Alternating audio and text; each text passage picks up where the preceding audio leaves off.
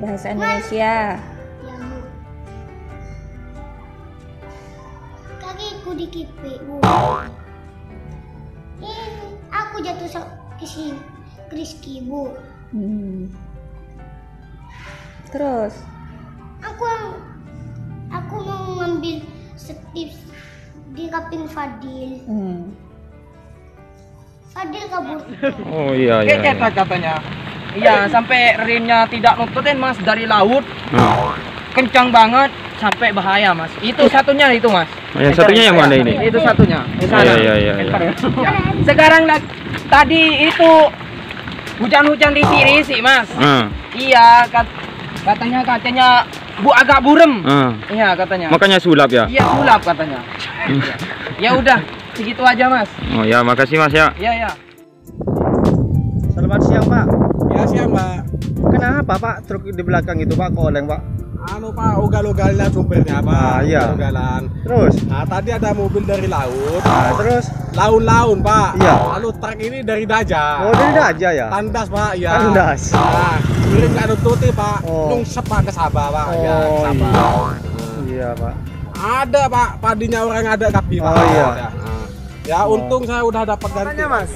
Oh iya Mas, Ini kenapa bisa terjadi seperti ini Mas? ini akibat orang kencing sembarangan Mas, kencing di pinggir jalan sampai biru jalannya itu licin Mas, sehingga terjadilah habis ini agoleng Mas, seperti ini sudah. Untung ada kan nyiur kan bau itu Mas, kalau nggak ada kan bau mari sudah. Ada korban tahu? Korban nggak ada Mas, cuman korban perasaan aja.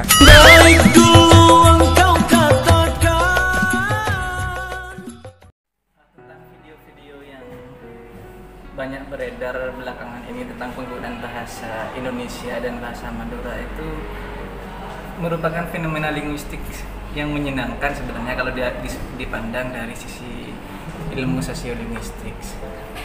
Nah, saya pikir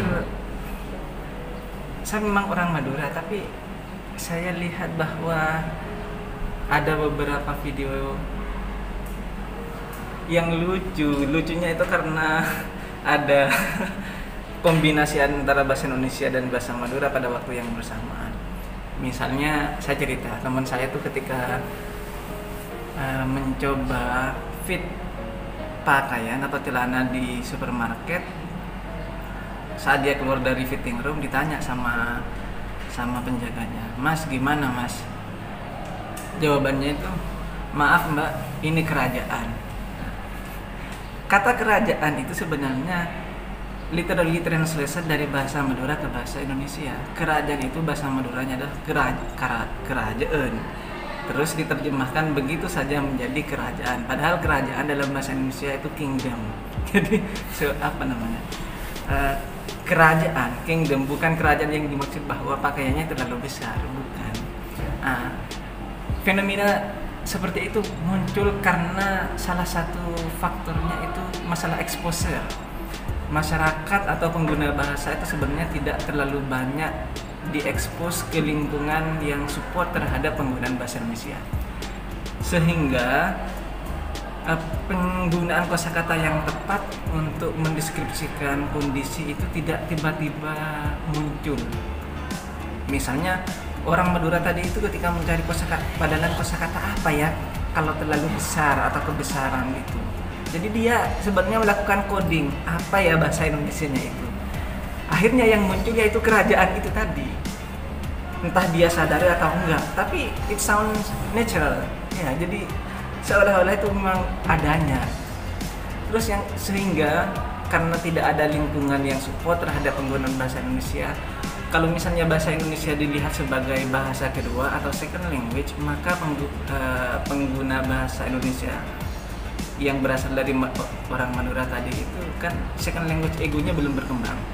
Yang dimaksud dengan second language ego berkembang itu ketika dia harus menemukan kosakata tertentu dalam bahasa Indonesia, dia proses codingnya itu tidak otomatis menemukan kosakata yang dia cari. Makanya dengan segala keterbatasan dalam exposure, terus pembendaharaan kosakata dalam bahasa Indonesia menjadi salah satu faktor kenapa fenomena linguistik ini menjadi real dalam masyarakat saat ini.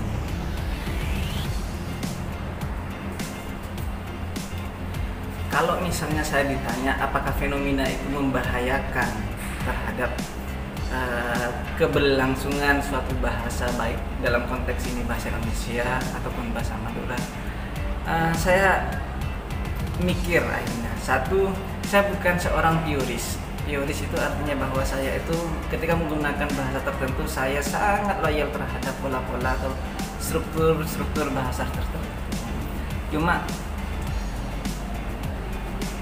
untuk kepentingan komunikasi barangkali penggunaan atau mastery atau profesiensi dalam suatu bahasa itu perlu dikembangkan. Artinya ketika kita menggunakan bahasa Indonesia, maka kita sebaiknya menggunakan pola-pola bahasa Indonesia yang standardized, baik dari struktur kalimatnya, terus penggunaan kosakatanya, sehingga orang yang kita ajak bicara itu paham apa maksudnya.